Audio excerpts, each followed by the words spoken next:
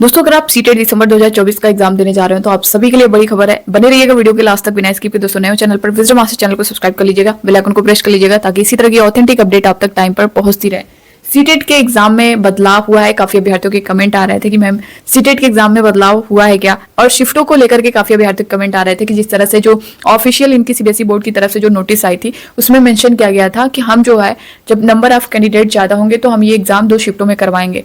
तो बहुत सारे अभ्यर्थियों के कमेंट आ रहे थे कि मैम एग्जाम जो है 2 शिफ्टों में होगा क्या। तो सब कुछ हम लोग यहाँ पे जानेंगे, साथ ही आपके एडमिट कार्ड को लेकर के, रिजल्ट को लेकर के, और फॉर्म में जिनसे मिस्टेक हुई है। काफी अभ्यर्थियों के कमेंट आ रहे थे मैम फॉर्म में जो मिस्टेक हुई है उसकी वजह से क्या हम एग्जाम दे पाएंगे या नहीं दे पाएंगे। वहीं जो बिहार में वैकेंसी आ रही है दोस्तों TRE 4.0, तो क्या उसमें जो है ये सीटेट दिसंबर वाले अभ्यर्थी उसमें एलिजिबल रहेंगे या नहीं रहेंगे, सब कुछ हम लोग डिटेल में जानने वाले हैं। तो आप सब बने रहिएगा वीडियो के लास्ट तक।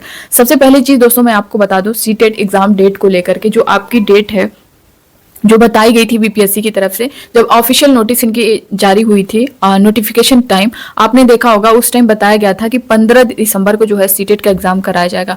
मगर 15 दिसंबर को जब इन्होंने नोटिस जारी कर दी, बट 15 दिसंबर पर और भी बहुत से ऐसे कॉम्पिटिटिव एग्जाम थे जिसकी वजह से इसे जो है 14 दिसंबर को किया गया। 14 दिसंबर को किया गया। तो इस डेट पर दोस्तों बीपीएससी का एग्जाम था, बीपीएससी प्री का।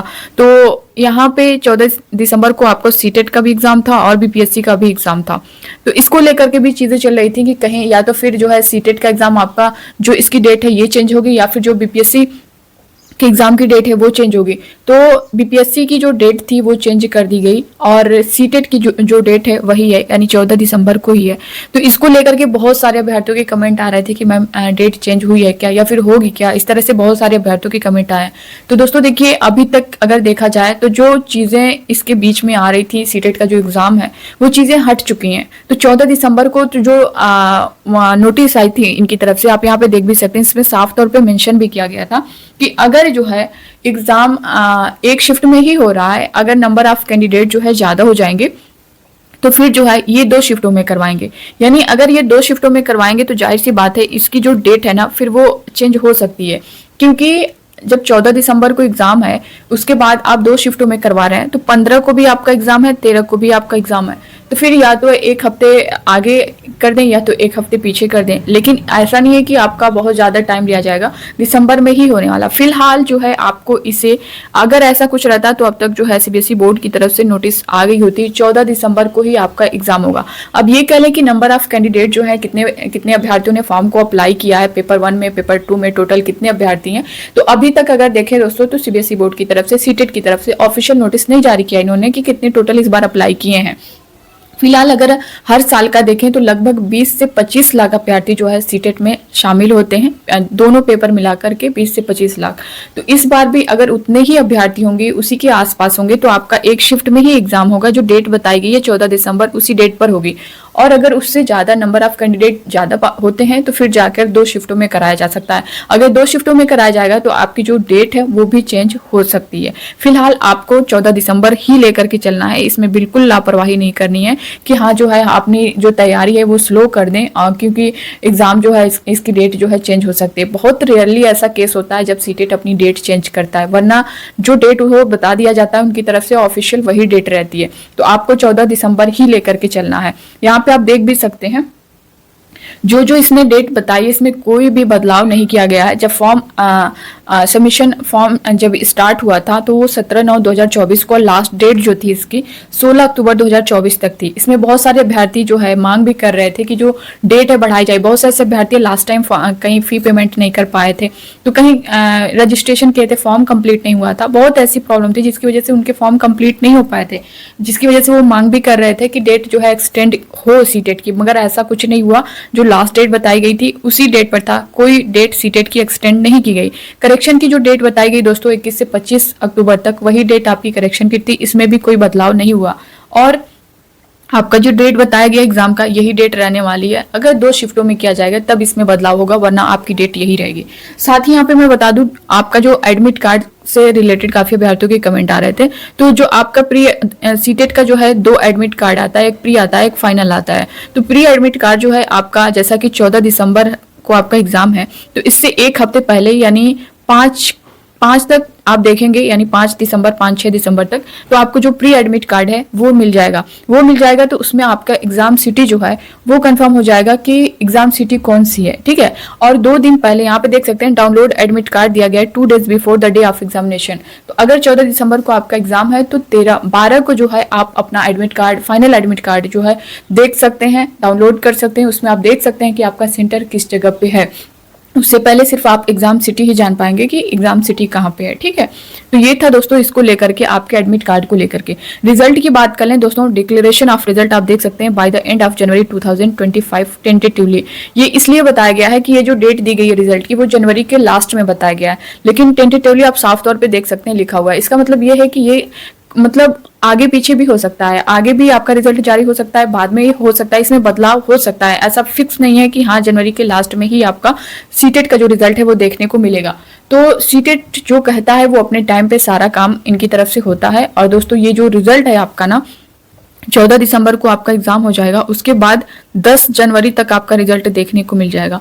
अब यहाँ पे बहुत सारे अभ्यर्थियों के कमेंट आ रहे थे कि मैम क्या जो है दिसंबर वाले जो है इसमें जो बीपीएससी टीआरई 4.0 होने जा रहा है उसमें सम्मिलित हो सकते हैं, भाग ले सकते हैं, एलिजिबल होंगे? तो बिल्कुल, अगर देखिए जैसा कि अगर सारी चीजें मिला करके देखा जाए तो टीआरई 3.0 का जो प्रोसेस है, रिजल्ट अभी आप देखेंगे तो पीआरटी जूनियर का ही रिजल्ट आया, अभी टीजीटी पीजीटी का रिजल्ट बाकी है। तो टीजीटी पीजीटी का जो रिजल्ट है ना वो 30 नवंबर तक जो है देखने को मिलेगा, और जो काउंसलिंग की प्रक्रिया है उसके बाद देखने को मिलेगी। तो कहीं ना कहीं अगर आप देखेंगे तो दिसंबर में काउंसलिंग वाला प्रोसेस होगा, उसके बाद जो है नियुक्ति पत्र होगी, ज्वाइनिंग होगी, ये सारी चीजें लेकर के आप देखेंगे तो दिसंबर इसी में पूरा चला जाना है टीआरई 3 में ही। तो टीआरई 3 में जब ये जाएगा तो ये सारा प्रोसेस टीआरई 3.0 का जैसे ही कंप्लीट होगा उसके बाद जो है आपका टीआरई 4.0 का नोटिफिकेशन देखने को मिलेगा। टीआरई 4.0 का नोटिफिकेशन अगर आएगा दोस्तों तो ये 15 से 20 दिन का टाइम आपको दिया ही जाएगा फॉर्म फिलअप करने के लिए। तो मान लीजिए अगर लास्ट में, दिसंबर लास्ट में भी आता है या फिर जनवरी के फर्स्ट वीक में भी दिया जाता है तो 15-20 दिन का अगर आपको टाइम मिलेगा फॉर्म को अप्लाई करने के लिए, उस टाइम आपका सीटेट का रिजल्ट आ चुका होगा। तो बिल्कुल आप सीटेट से दिसंबर देने जा रहे हैं तो आप बिल्कुल एलिजिबल होंगे टीआरई 4.0 के लिए। और ये बहुत अच्छा मौका है दोस्तों, यहाँ पे 1.5 लाख वैकेंसी है, 1.5 लाख वैकेंसी है, वो पीआरटी जूनियर टीजीटी पीजीटी सभी में है। तो आप लोग अच्छे से मेहनत करिए, बिना सीटेट के आप अप्लाई नहीं कर पाएंगे, चाहे वो आपका स्टेट हो या अदर स्टेट हो। आपके स्टेट में अगर आप देखेंगे तो जो टेट एग्जाम हो रहा है वो कितने सालों पर हो रहा है आपको अच्छे से अंदाजा होगा। बट सीटेट अगर आप देखेंगे तो हर 6 मंथ पर जो है सीबीएसई बोर्ड की तरफ से सीटेट का जो एग्जाम है वो करा दिया जाता है। तो आपको जो है यहाँ पे ये सीटेट आपके लिए बहुत जो है एक तरह से कहें आपकी लाइफ को चेंज कर सकता है ये सीटेट। तो अगर आप इस सीटेट को क्वालिफाई किए रहेंगे तो सामने एक बड़ी वैकेंसी है, आप उसमें जो है एलिजिबल होंगे, अप्लाई कर सकते हैं। ये था दोस्तों, बाकी सीटेट से रिलेटेड जो भी चीज़ें आपके डाउट हो आप लोग कमेंट बॉक्स में कमेंट करके ज़रूर बताइएगा। किस तरह से आपको पास करना है, क्वालिफाई कितने आपको टारगेट लेकर के चलना है, इन सब के बारे में, सीटेट के बारे में मैं आप सभी को जो है दोस्तों बताती रहती हूँ, शेयर करती रहती हूँ। और मैं क्लास भी दे रही हूँ, ईवीएस का क्लास डेली आपको मिल रहा है। बाकी जितने आपके एग्जाम हुए हैं, 7 जुलाई को एग्जाम जो हुआ है उसका जो है हम लोग पूरा क्वेश्चन जो है सॉल्व कर रहे हैं, उसको आप लोग देखते हुए चलिए। इससे क्या होगा कि आपको अंदाजा हो जाएगा। और सीटेट में प्रीवियस ईयर क्वेश्चन का बहुत बड़ा रोल होता है। जो पेडागोजी के क्वेश्चन है, कंटेंट के बहुत सारे क्वेश्चन, कितना क्वेश्चन पूछा जाएगा आपका जो सिलेबस है, सिलेबस से ही तो पूछा जाएगा, कहीं बाहर से तो पूछा नहीं जाएगा। तो इतनी बार जो है सीटेट 2011 से सीटेट हो रहा है, अब जो है 2024 है। और ये जो है हर साल 2 बार हो जाता है, हर 6 महीने पे होता है। जब ऑनलाइन एग्जाम था तभी जो है साल में 1 बार हुआ है। तो आप देख सकते हैं अगर आप जो पूरा टोटल एग्जाम हुआ है सीटेट का, अगर आप प्रीवियस ईयर क्वेश्चन को भी सॉल्व कर लेंगे ना तो आप अच्छा खासा स्कोर 100+ करके आएंगे। तो आपके लिए मैं करवा भी रही हूँ 7 जुलाई का जो एग्जाम है, क्योंकि पैटर्न आप देख पा रहे होंगे कि बदल रहा है। अभी कथन कारण इस तरह से क्वेश्चन किया जा रहा है। तो आप जब अच्छे से चीज़ों को समझेंगे, जानेंगे, तभी क्वेश्चन को सॉल्व कर पाएंगे। उसमें सारी चीज़ें मैं बताते हुए चल रही हूँ। तो 7 जुलाई वाले सारे क्वेश्चन सब्जेक्ट वाइज हम लोग सॉल्व कर रहे हैं। उसके बाद जो है उससे पहले जो आपका जनवरी में एग्जाम हुआ था उसका आप लोग देखिएगा। साथ ही ईवीएस का जो क्लास है दोस्तों आप लोग जरूर देखिएगा। अगर आप ईवीएस का बहुत ज़्यादा क्लास नहीं है, लगभग 10 क्लास होगा, और अभी मैंने स्टार्ट किया है। अगर सीरियल वाइज अगर आप देखे चलेंगे 9 से 10 क्लास सिर्फ देख लेंगे तो सीटेट में जो 30 नंबर आपका है ना, इसमें आप अच्छा स्कोर करके आएंगे। इसमें क्वेश्चन के साथ साथ मैं एनसीईआरटी का जो पेज है उसको भी मैंने अटैच किया है। तो क्वेश्चन आपका तैयार होगा, साथ ही साथ आप जो है एनसीईआरटी का जो डिटेल पूरा पढ़ लेंगे तो कोई भी क्वेश्चन इससे रिलेटेड पूछेगा तो आपका गलत नहीं होगा।